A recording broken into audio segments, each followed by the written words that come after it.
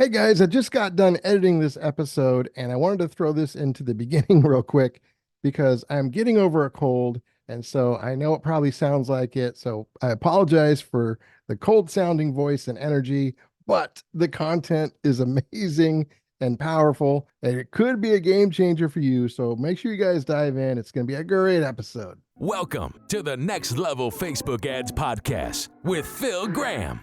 We help you master Facebook ads and give you an unfair advantage over your competition. Are you ready? Let's go. Hey everybody, welcome to the Next Level Facebook Ads Podcast, episode 354. I'm Phil Graham, and today we're going to be talking about the psychology of irresistible Facebook and Instagram ads. So after running ads for many years, many thousands and thousands of ads, and looking at millions of dollars worth of data, I've identified some things that can many times make a huge difference when it comes to successful ads. And I want to share what many successful ads have in common with you guys in today's episode. I'm super glad you guys are here. Recording this is one of my most favorite times of the week. And yes, I do it every single week. I don't batch record tons in advance. That way you're always getting recent, relevant, up-to-date information. I've been doing this every week for over 7 years. And I want to thank you guys for listening, and also thank you guys for sharing and for leaving reviews and ratings and all that good stuff. It is very much appreciated. So today we're going to be talking about creating irresistible ads. You know, I've seen a big difference between certain ads that work really well and those who don't. And I'm going to share some of those things with you about why I believe that is based off of what I've seen. Now, before we jump into the content, if you guys are looking for some one-on-one coaching, which I believe is the best way in the world to learn ads, one-on-one, or if you're looking for somebody to run your ads for you so you can do what you do best, for either one of those things, feel free to go to my website, philgrahamdigital.com, or you can DM me on Instagram at philgrahamdigital. We can set up a short Zoom call, and I would love to connect with you. So I want to jump right in and let's talk about the psychology of irresistible Facebook and Instagram ads. These are some of the things I've noticed with many successful ads. And all the things that we're going to talk about today doesn't mean that every ad needs to have all of these things, because that would be almost impossible. But you definitely should look at having many of these things, at least in some of your ads, because they can make a big difference. And try and create some ads that do have every single one of these things I'm going to share with you today and see how that works, because it's worked really well for many people. So let's go down the list. These are not in any particular order, like they're all pretty equally important. But I'm going to start off with the psychology of empathy and understanding. So let me ask you a question. Why do most people hate ads? The main answer is because most ads suck. Great ads should be about them, not about you. Great ads are a big game changer because there's very few of them out there. In fact, when you do them differently, you actually can stand out from the noise, regardless of how much noise is out there. And part of running great ads is not talking about you all the time, but really focusing on your audience and having empathy and understanding for them and about them in regards to what their challenges are, what their problems are, what they want, and what they need. You know, where are they right now before the solution? And that's really where you should be starting with your ads. Now, I know this is kind of hard to comprehend depending on what business you have, whether it's a service business, a product business, or anything else. This applies to you. Now, how you apply it is going to differ and vary based off of what kind of business you are and a lot of different factors. But no matter what, I recommend having empathy in your ads, meaning when you start your ads, start with what your audience's problems and challenges are before you really talk about how you solve them and how you have the solution. Just that right there will help them know that you understand their situation. And there's a lot of different ways you can do it, but I would start there. Make sure you have empathy and understanding in your ads. The next thing that I think is very important that I think you should try in your ads is having emotional focus. So try and create ads that actually evoke emotions. So things like happiness or sadness or inspiration or maybe nostalgia or hope or fear or urgency, like any of those emotions would be a really good thing for somebody to feel in an ad. That's why ads like Apple do so well or Nike, because it's not just an ad about the product, but it does make you feel something, doesn't it? It evokes some kinds of emotions. And when that happens, it stands out and it's more memorable. Now, you don't want to make the mistake of evoking emotions and not having it tied to your product or service or your brand, because I've seen that happen a lot too.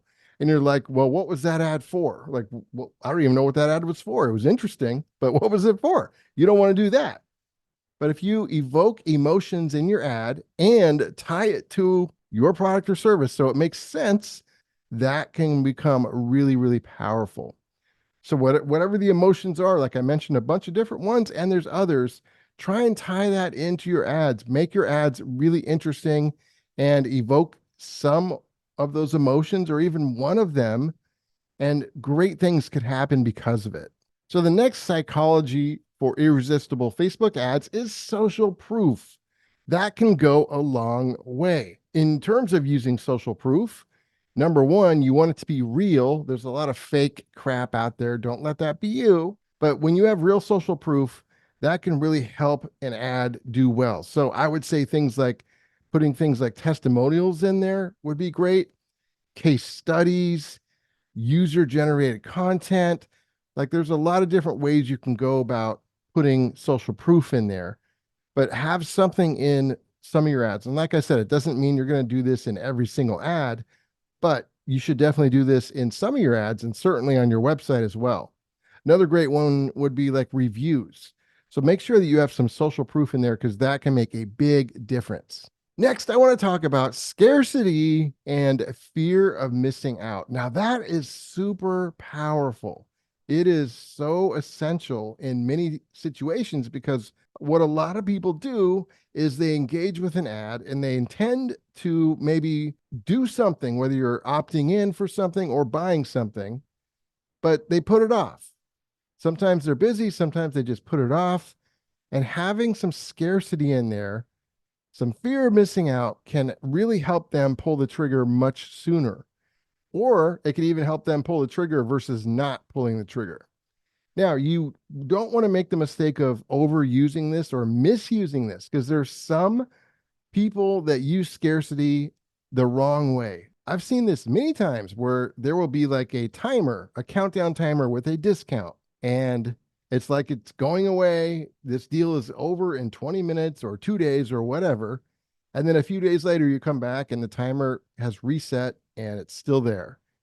To me, that is a horrible misuse of scarcity. And I think you're going to alienate people a lot more if you do that. And that's going to hurt you way more than it helps you.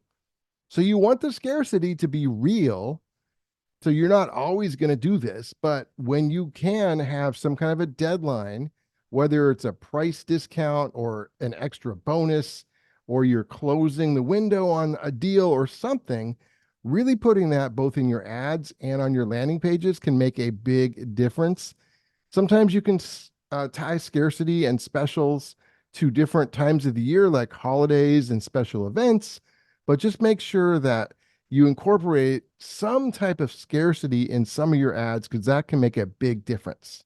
Okay, a couple more is the law of familiarity. People prefer things that are familiar to them. That's why consistency with ads is so important. I cannot tell you how many people run ads and turn them off really quick and then are frustrated because it never works for them. You've got to give it time so that you're becoming familiar to your audience. When you consistently run great ads, they start noticing you more and more, especially above the noise because you're different and you're getting in front of them because you're paying to be in front of the right people, and you start becoming familiar. And when you become familiar, for a lot of people, that just means they start to trust you more. Credibility, likability, all these things. So when it comes to becoming familiar, the best thing you can do is run great ads, number one, and number two, do it consistently. Okay, three more quick ones. Storytelling is another great psychology factor for irresistible ads. So ads that tell stories are usually a lot more memorable and engaging and also more relatable than ads that don't. This doesn't mean that every ad is going to tell a story, because that's not reality. But for some of your ads, and a lot of them, you're going to want to tell stories. Sometimes they can be very short, maybe even as short as one sentence. So it doesn't have to be long stories, but you do want to tell a story. One formula that I really like to use, which has been around forever, is hook, story, offer. You start with a great hook, you tell a quick story that relates. That now this story needs to be relatable, relate to where your audience is and what they want and what their pain points are. But hook, story, and then offer. And remember, meet them where they're at right now before talking about the solution. That's why hook is first, and then the story, and then the offer. Offer is last. It's still important, but make sure you do it in that order. The next important psychology factor for ads is authority and credibility. So most people will buy from companies and people that they trust, that they respect. And in my opinion, one of the best ways to gain that trust, number one, is to put something out there consistently. Number two, it does depend on what kind of business you have. For example, in my kind of business, it's teaching, it's educating, it's proving my value through episodes like this and other ways. That's a great way to do it. Now, for you, if you're not selling like information or services, you might be selling a product, then trust might be just consistently running ads, inspiring people, talking about happy customers and how you treat your customers. Like there's millions of different ways you can do this. But just remember, you've got to be credible, and people will buy from people they trust. So don't just spam people and think that's going to work. Put something good out there, put some value out there, teach somebody something or inspire them or both. And that can make a world of difference. And then the last thing we're going to talk about today, as it relates to irresistible ads, is something that I call decision simplification. What does that mean?